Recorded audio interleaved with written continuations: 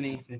चलो अच्छा देखो बेटा, उस दिन हमने किया था ना इफेक्ट ऑफ व्हाट किया था, बोलो उस दिन इफेक्ट ऑफ एल्टीट्यूड, और उसमें रिजल्ट आया था हमारा G dash upon G is equal to कितना आया था बेटा, बोलो साहब 1 माइनस 2h अपॉन आर, ये आया था ना,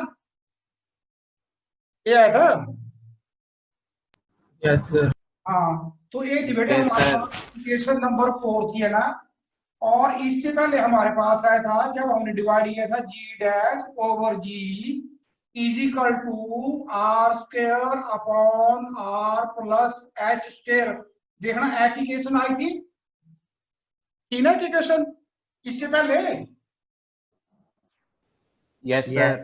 ओके अब बेटे देखना लिसन, अब न्यूमेरिकल आपको दो तरह के आएंगे, देखना इधर देखो पहले बोर्ड पे, दो तरह का न्यूमेरिकल पूछे जाएंगे। Okay this is earth and radius of earth is R, और अर्थ के सरफेस से ऊपर एच हाइट के ऊपर कोई ऑब्जेक्ट। ओके अब ये जो एच हाइट है इसके ऊपर डिपेंड कर रहा है। देखना लिसन, दोनों फॉर्मूले, कौन सा formula, this equation number 3 and this equation number 4, कौन सी इक्वेशन कब लगेगी न्यूमेरिकल में। ओके लिसन देखो बेटा ये आ जाएगा हमारे पास, ठीक है, यहां से क्या आएगा आपके पास, when h is equal to r, ये जो हाइट है अर्थ के सरफेस से किसकी, इस ऑब्जेक्ट की, अगर वो इक्वल टू r के कंपेरेबल हो।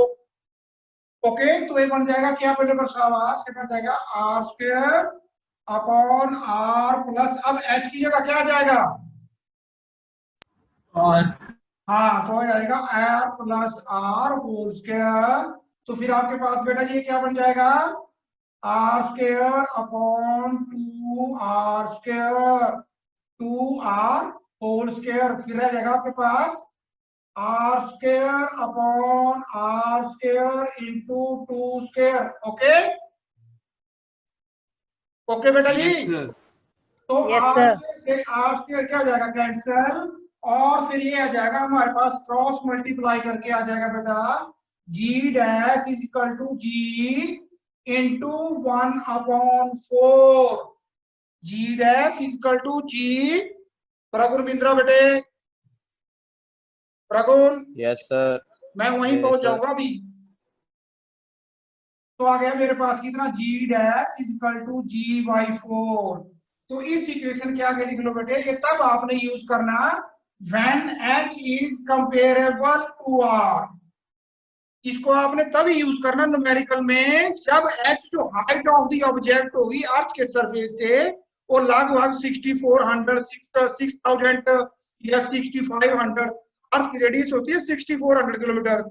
अब इसे कंपेरेबल अगर हो सकता है 58,000 हो जाए, 55,000 हो जाए, 62 हो जाए, 61,100 हो जाए, तब आपने ये फॉर्मूला यूज करना। ओके और अगर h की हाइट जो है फोर्थ में लिख लो, ये आपने तब यूज करना when h is very very small then r, 20 kilometre, 25 kilometre, 40 kilometre, 50 kilometre, even 1000 kilometre. Okay तब आपने ये वाला फॉर्मूला यूज करना, G dash upon G is equal to 1 minus 2h upon r।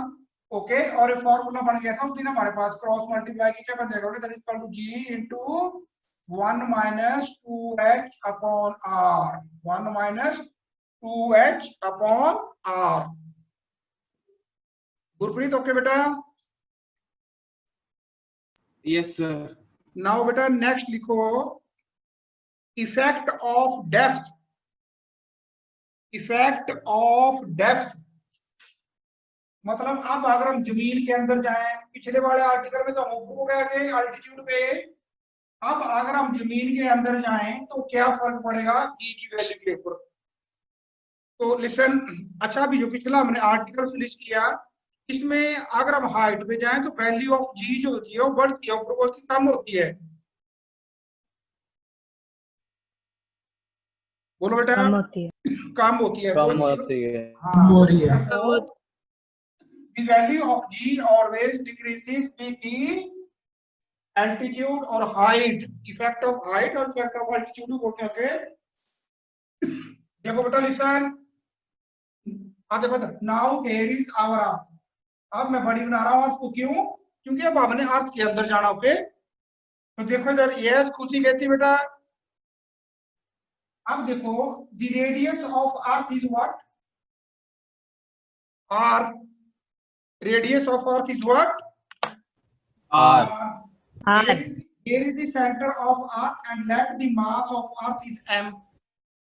Okay, so let the value of g acceleration due to gravity on the surface is g, और अंदर को बंदा कोई आया, ओके, यहाँ पे डी करके आगे आगे आगे, ओके ओके, और लेट वो किसी पॉइंट के ऊपर पहुंच गया at point A, and let the value of acceleration due to gravity G dash, A के ऊपर जो है वो पता नहीं बढ़ की कटी, हमें नहीं पता, लेकिन let it is g dash, okay.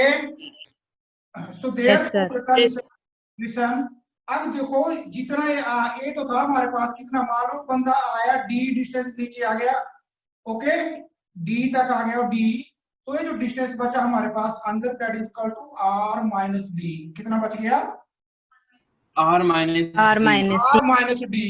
हम सेंटर से कितने दूरी पे खड़ा हूं अब मैं, आर माइनस डी पे, तो आर माइनस डी का ना एक सर्कल बना लो बेटा, सर्कल नहीं बनेगा, अर्थ में स्फीयर बनेगा ना, आर माइनस डी का क्या बनेगा, बोलो शाबाश, स्फीयर।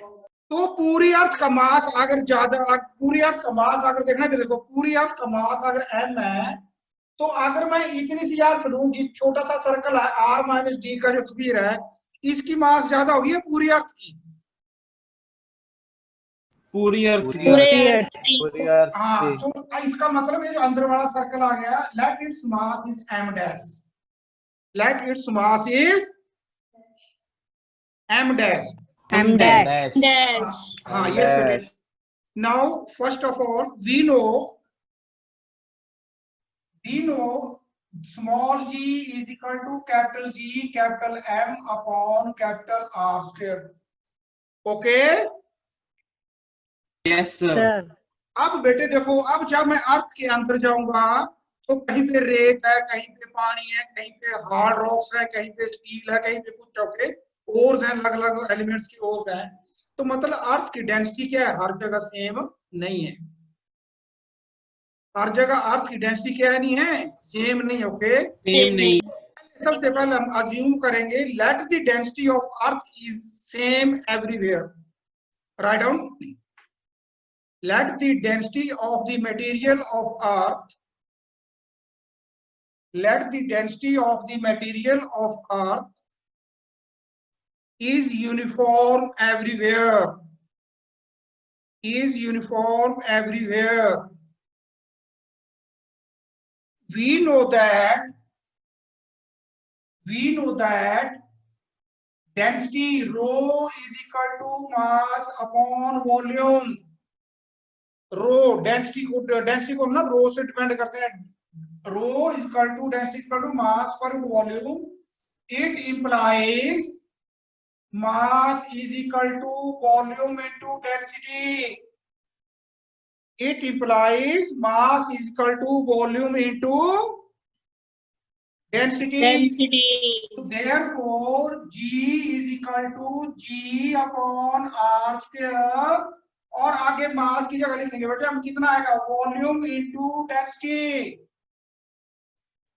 तो ये आ गया मेरे पास capital G upon r square into volume कितना आएगा, 4/3, बोलो बेटा जी, पाई r क्यूब, यही आएगा ना, 4/3 into pi r, okay. Let this is equation number 1. Let this is equation number 1. Listen. अब जब ध्यान से समझने वाली बात है, बस अब ज्यादा नहीं बोलो। Excuse me sir. जी बेटा बोलो। सर आपकी स्क्रीन थोड़ी ब्लर आ रही है। सब ब्लर हो गई स्क्रीन। बेटे कनेक्शन की प्रॉब्लम होगी, ब्लर तो वैसे लग रहा है, देखो परछाई भी आ रही है ना। सर कनेक्शन करके कभी ब्लर कनेक्शन करके बेटा हो जाता है। अब तो मैंने जो कूलर है भी काफी आगे किया है, थोड़ा और कर लेता हूँ, फिर मैं ना लैपटॉप से टकराता रहता हूँ बार बार। आप बताओ, वॉइस भी ब्रेक हो रही है। तो बेटा मेरी तो नहीं टूट रही है, कनेक्शन टूट रहा है। अब चले? Yes sir. Yes sir. चलो, ओहो रिकॉर्डिंग हो रही है, ठीक है। अच्छा देखो बेटा, अदरवाइज आपको ना रिकॉर्डिंग में आ जाएगा, ओके। लेकिन रिकॉर्डिंग में बेटे देखो समझने का मजा नहीं आता, आप मेरे से यहाँ पे डायरेक्ट समझ सकते हो और पूछ भी सकते हो, है ना। देखो आगे, अब जब मैं ना ए पॉइंट के ऊपर चला जाऊंगा, तो ये जो अंदर वाला स्फीयर है ना, इसके बाद जो अर्थ ए वाली अर्थ रह गई, इसका जो मास है ये मेरे ऊपर कोई ग्रेविटी नहीं डालेगा। ये जो बाहर वाला जो आउटर बच गया ना, ये वाला, ये अंदर वाला जो स्फीयर है मात्र इसी की मास मेरे ऊपर ग्रेविटी बनाएगी, ओके। और जो बाहर Yes, वाला sir. मास है जिसके मैं अंदर जा चुका हूं, वो ग्रेविटी नहीं बनाएगी। सो देयरफॉर जी डैश की वैल्यू कितनी आएगी बेटा? G dash is equal to, बोलो, G dash is equal to G into M dash. M dash क्या है? It is the mass of the sphere with radius r minus d upon r minus d square. तो therefore अब देखो अंदर जो है, कहते हैं ना अर्थ का जो क्या बोलते हैं कोर है, वो स्टील और आयरन का बना हुआ है। इसीलिए हमने क्या किया, हमने सारी की सारी अर्थ की जो डेंसिटी हो क्या मान ली, यूनिफॉर्म, ओके। सेम। हाँ, सो देयरफॉर आ गया मेरे पास g upon r minus d square into अंदर वाले का, देखो अंदर वाले की मास क्या आएगी, वॉल्यूम इनटू डेंसिटी। तो इसका वॉल्यूम अगर मान लो v डैश है, इसका वॉल्यूम मान लो v डैश है, तो ये आ गया v डैश, और डेंसिटी तो हमने पहले सेम मान ली है। तो देयरफॉर ये आ गया मेरे पास g upon r minus d square into volume कितना आएगा बेटा, वही आएगा 4/3, okay, 4/3 into pi into r minus d cube into rho. समझ आ गया आपको? Yes Yes, yes sir. Sir. आ गया? Yes, हाँ जी, sir. चलो, बहुत बहुत धन्यवाद। अब देखो बेटे, इसको मान लो इक्वेशन नंबर 2, ओके, लिसन। अब इक्वेशन नंबर 1 में देखो, ऊपर r क्यूब है, नीचे r स्क्वायर है, तो स्क्वायर कैंसिल कर दो, ऊपर से क्यूब की पावर खत्म कर दो, और नीचे भी देखो r माइनस d स्क्वायर है, पूरी टर्म को फिनिश करो, और यहाँ पे r माइनस d का क्यूब को खत्म कर दो, okay. Varun Varun Varun Yes, sir. बेटा, प्रगुण प्रगुण बेटा, ठीक है? Yes sir. Yes sir. तो therefore dividing 2 by 1 we get g dash upon g is equal to, अब देख लो बेटा लिसन, 4/3 ऊपर वाली टर्म में भी है, निचले वाली टर्म में भी है, पाई ऊपर वाले में भी है, निचले वाले में भी है, और g ऊपर वाले में भी है, निचले वाले में भी है ना। Yes, sir. So we Yes, get sir. g is equal to what? बोलो शाश। R upon R minus r D. minus d upon r। Okay, yes sir. Yes, sir. और इट इज इक्वल टू, ऊपर वाली में अगर बेटे मैं r common ले लूं तो बच गया 1 minus d upon r divided by r से r क्या हो गया, Cancel. ओके। Cancel. देयरफॉर मेरे पास आ गया g dash is equal to, इसको मैं क्रॉस मल्टीप्लाई करके उधर ले जाऊंगा, is equal to g into 1 minus d upon r, okay. Yes sir. Yes, sir. Okay, अब देखो बेटे, यहाँ से आप देखना पड़ेगा, आप g की जो वैल्यू है कम वाली ज्यादा है, तो इसका कितना आ गया, g minus G D upon R, okay. So देखो, अब बताओ Yes, जी sir. डैश की वैल्यू डी डिस्टेंस पर वो जी से ज्यादा होगी कम होगी? ज्यादा होगी। अच्छा, कम होगी बेटा, जी माइनस होगी समथिंग सर। आएगा ना। अब देखो, जैसे जैसे मैं नीचे जाता जाऊंगा डी बढ़ता रहेगा, तो ये जो सेकंड टर्म है ये बढ़ेगी, इसका मतलब वैल्यू जी की और कम हो जाएगी ना। Yes sir. तो Yes, sir. इससे अब क्या कंक्लूजन निकालेंगे? कंक्लूजन आ रहा है भाई, चाहे हम अर्थ से ऊपर को जाएं, चाहे अर्थ से कहां को जाएं, अंदर वाली साइड को जाएं, नीचे। ओके। हमेशा जी की Yes, वैल्यू क्या होती है, sir. हमेशा जी की Decrease. वैल्यू क्या होती है, Decrease. ओके। और देखना बेटा, आगे लिखो, इसी में लिखो सब heading, at the centre of earth. अगर सपोज करो मैं सेंटर पे पहुंच गया, okay, at the centre of earth, मैं इसको लिख रहा हूं बेटा जी डैश सी, सी का मतलब हो गया सेंटर, ओके। तो वैल्यू कितनी आएगी, अब ये क्या बन जाएगा, जी इंटू 1 माइनस डी की वैल्यू कितनी हो जाएगी सेंटर पे, 0 Zero. तो जीरो कैसे पहुंच जाएगी बेटा, डी ऊपर से माप रहे हैं हम, नीचे को आएंगे तो आर नहीं हो जाएगी। Yes, sir. तो बच्चों बादाम बदूम खाया करो, ओके। तो आएगा डी, आपको सॉरी मेरे को भी बादाम के काबिल कर देंगे आप, तो आ जाएगा डी की जगह आर, ओके। तो 1 minus R upon R, R को अगर आर से डिवाइड करें तो कितना आएगा, 1. 1 जीनियस। तो 1 माइनस 1 कितना होता है, 0 वाह क्या कैलकुलेशन है। और जी इंटू जीरो कितना हो जाएगा, 0. Therefore, at the center of Earth कितनी होती है मास, तो sorry expression due to gravity, 0 होती है। ओके। चलो ठीक है, समझ आ गया कि कुछ पूछना आपने, बोलो। डायरेक्टली जीरो लिख लेना था कैसे कैसे, सर, जीरो डायरेक्टली लिख लेना था सर, इतना बड़ा स्टेप क्यों किया सर, ये 1 माइनस आर बाय आर करके।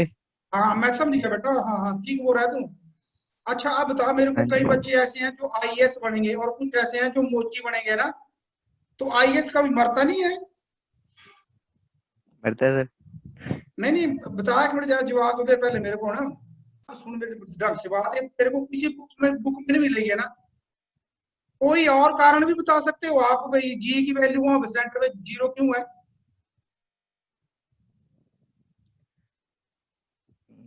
सर अगर अर्थ के ऊपर 9.8 लगती है सर, नीचे जाते जाते एक टाइम पे कांस्टेंट हो जाएगी, जीरो नहीं जीरो नहीं रह जाएगी। कौन बच्चा बोल रहा है, मेरे ना लैपटॉप पे 2-4 बच्चे दिखाई दे रहे हैं, बाकी नहीं।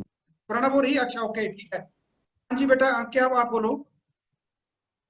सर मैंने कहा सर, अर्थ के सरफेस पे 9.8 होती है, हाँ हाँ, तो सर एक टाइम पे नीचे जाते जाते वो जीरो जीरो रही जाएगी।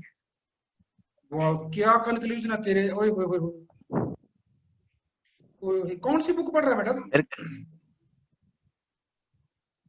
पुराना बेटा मेरे को बेहोश करके छोड़ेगा,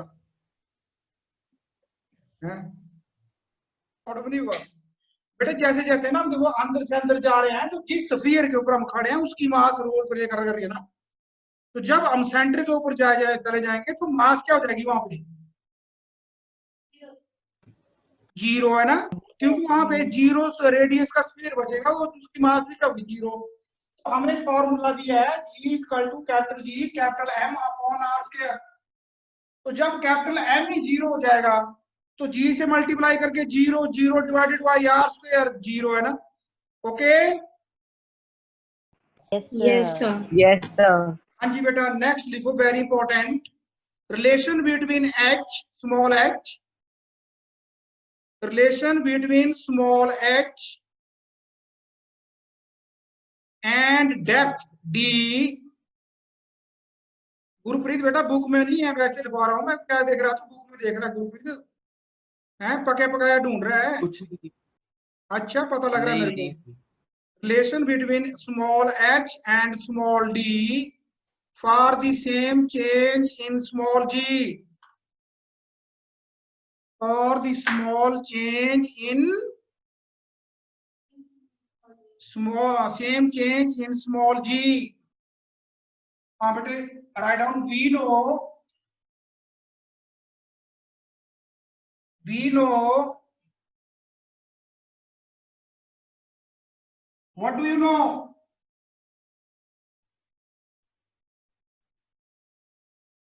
Nothing. nothing, very good, शाबाश, बात बिल्कुल सही है। देखो बेटा, we know g h में से लिख रहा हूं बॉटम में, it is the effect of height, okay, is equal to, बोलो बेटा जी, g इंटू कितना है, बोलो शास, जी एच, जी डैश की वैल्यू कितनी आई थी हमारे पास, दैट इज इक्वल टू कितनी आई थी, बोलो G into 1 minus 2h upon R, okay. और जी डी Yes, की sir. वैल्यू कितनी आ गई बेटे? जी डी की वैल्यू that is equal to G into 1 minus D upon R. ए नहीं आया? Yes, sir. Yes, sir. अब देखो पूछ क्या रहा है? ये पूछ रहा है भी अगर कोई हाइट ऐसी है जिस हाइट पे हम चले जाएं और कोई डेप्थ ऐसी है, उन दोनों हाइट और डेप्थ के ऊपर जी की वैल्यू सेम हो, तो right down according to the question, this equation number 1। Equation number 2 ये कह रहा है g h is equal to g d. G h is equal to what? GD. GD। तो therefore बेटे करो पुट इसको, तो that is equal to G into 1 minus 2H upon R is equal to G into 1 minus D upon R। G से G cancel हो गया, therefore करो calculate, D is equal to 2H। D is equal to 2H या फिर H is equal to dy2। Okay Yes, sir. Yes, sir. Okay write down बेटे next article. थोड़ा लंबा time देखना बेटे कितना हो गया अपनी घड़ी पे? 11:30. 11:30. 10 मिनट्स है। 10 मिनट्स है, इसके बेसिक टर्म्स आएंगे समझ लो है ना। Write down next article, gravitational potential energy. Gravitational potential energy, gravitational potential energy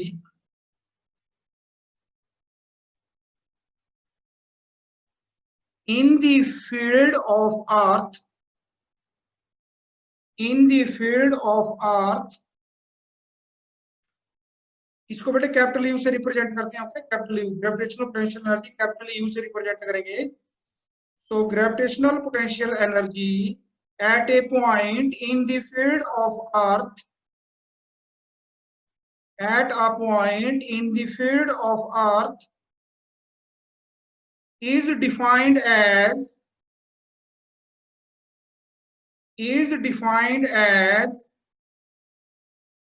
the amount of work done, is defined as the amount of work done in bringing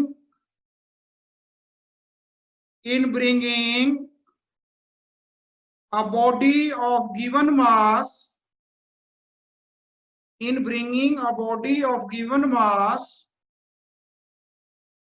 from infinity to that point, from infinity to that point without acceleration, without acceleration। Okay इसको मैं बाद में समझाता हूं, आगे लिख लो। Gravitational field of earth, gravitational field of earth. अब आपने मैग्नेटिज्म के बारे में पढ़ा 10th क्लास में बेटा जी? Yes, sir. Yes, sir. तो अगर आपने प्रैक्टिकल किया होगा, उसको आयरन की फाइलिंग के साथ किया था ना आपने practical? Yes, Sir. Yes, practical अगर किसी बच्चे ने नहीं भी किया होगा तो एक जाहिर सी बात है, अगर आप अपने टेबल के ऊपर एक आयरन नेल रख ले और कोई बार मैग्नेट उसके क्लोज लेके जाए, दूर से टेबल के एक एंड से बार मैग्नेट लेके जाए और सेंटर में पड़ी है नेल, तो आप देखेंगे कोई ना कोई डिस्टेंस आएगा जिस डिस्टेंस से वो मैग्नेट क्या कर लेगा, उस नेल को खींच लेगा ना। तो Yes, मैग्नेट के चारों तरफ एक ऐसी फील्ड है, एक ऐसा रकबा, एक एरिया है जिसमें उसका इफेक्ट पाया जाता है। ओके मतलब कोई भी मैग्नेटिक थिंग उसमें आएगी तो उसको या तो अट्रैक्ट करेगा या उसको क्या करेगा, रिपेल करेगा। Okay that field around the magnet is called magnetic field. वैसे ही अर्थ के चारों तरफ भी क्या है, बोलो शाबाश, एक फील्ड है ना, उस फील्ड के बीच में अगर कोई बॉडी आ जाएगी तो अर्थ उस बॉडी को अपनी ग्रेविटी से क्या कर लेगी, खींच लेगी। That space around the earth is called, write down, space around the earth, write down बेटा, यस कुछ कहती gravitational field of earth, the space around the earth in which its effect can be experienced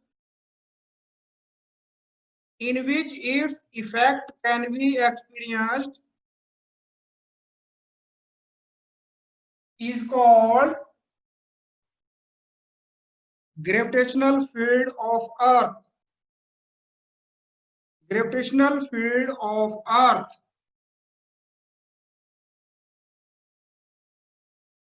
Yes, write down. What is zero level of potential energy? What is zero level of potential energy? Zero level of potential energy. Write down. When a given body is kept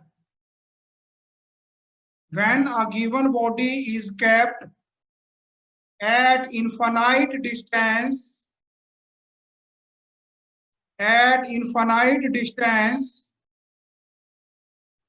apart from another body,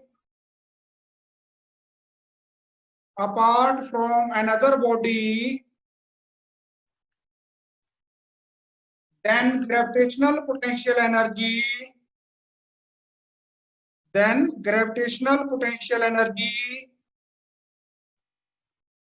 of the body is zero.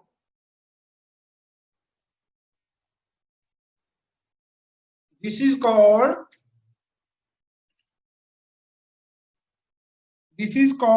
zero level of potential energy. Zero level of potential energy. So देखो बेटा, yes, write down expression for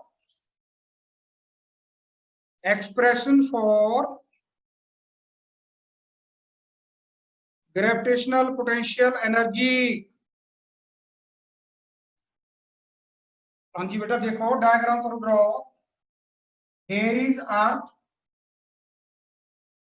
The radius of Earth is R. Center is O. Mass of Earth is capital M. And let a body of mass small m.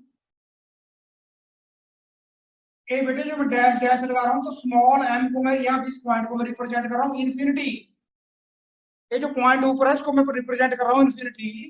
और infinity के ऊपर को body पड़ी थी जिसका मास कितना था, स्मॉल m. अब इस बॉडी को मैंने अर्थ के सरफेस के ऊपर लेके आना.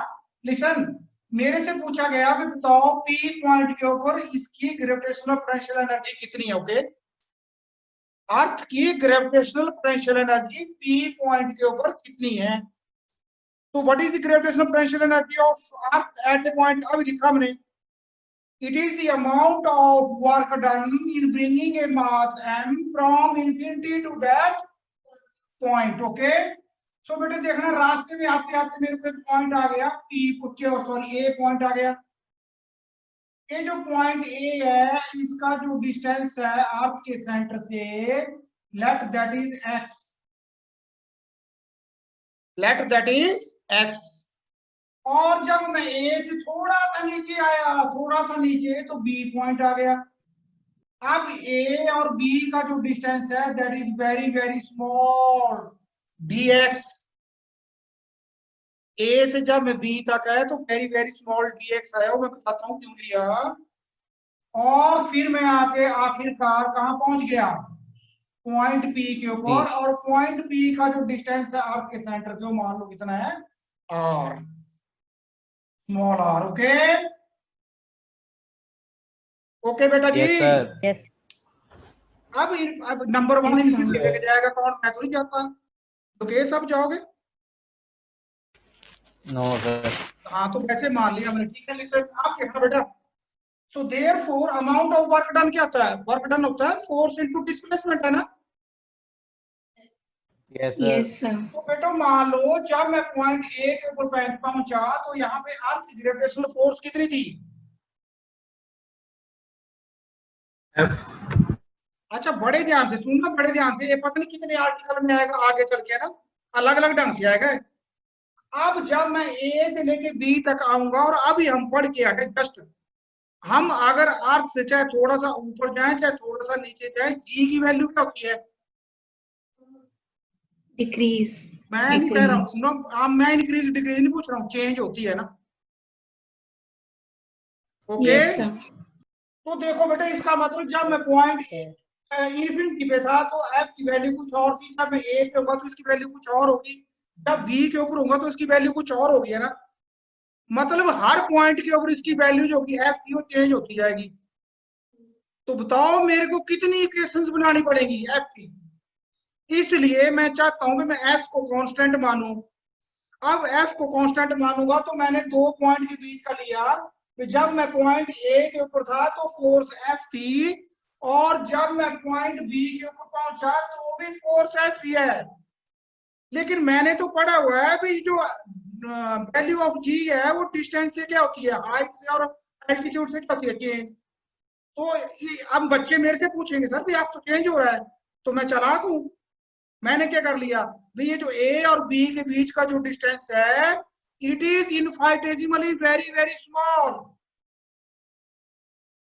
हमने लिखा भी, अभी लिखा हमने यस सर। स्टेटमेंट में लिखा आपने, विदाउट एक्सेलरेशन, है ना। Yes sir. Yes sir. Statement में लिखा आपने विदाउट एक्सेलरेशन, और हमारे पास सेकंड लॉ मोशन होता है, force is equal to mass into acceleration. तो अगर एक्सेलरेशन जीरो हो गई, ओके, तो कब जीरो होगी? मास तो जीरो होने से रही, एक्सेलरेशन तभी जीरो होगी अगर चेंज इन फोर्स क्या होगा, zero. Zero. That is why, ताकि फोर्स चेंज ना हो, the distance between A and B is infinitesimally very very small. Aditya Parmar समझा रहा है बेटा? Yes sir. तो ये जो डिस्टेंस है dx इतना स्मॉल क्यों रहा? बिकॉज स्टेटमेंट में हमने लिखा है we have to move the body without acceleration. और अगर हम इस डिस्टेंस को इनफाइटेसिमली कर लेते हैं, कुछ बड़ा कर लेते हैं, मेजरेबल, तो फिर फोर्स की वैल्यू चेंज होगी। तो फोर्स की वैल्यू चेंज होगी तो फिर एक्सेलरेटेड मोशन हो जाएगी ना लोकेश। Yes sir. तो देयरफॉर, तो ए के ऊपर बेटा बोलो फोर्स कितनी होगी? Gravitational force is equal to G M M upon, अब ए का डिस्टेंस कितना है सेंटर से?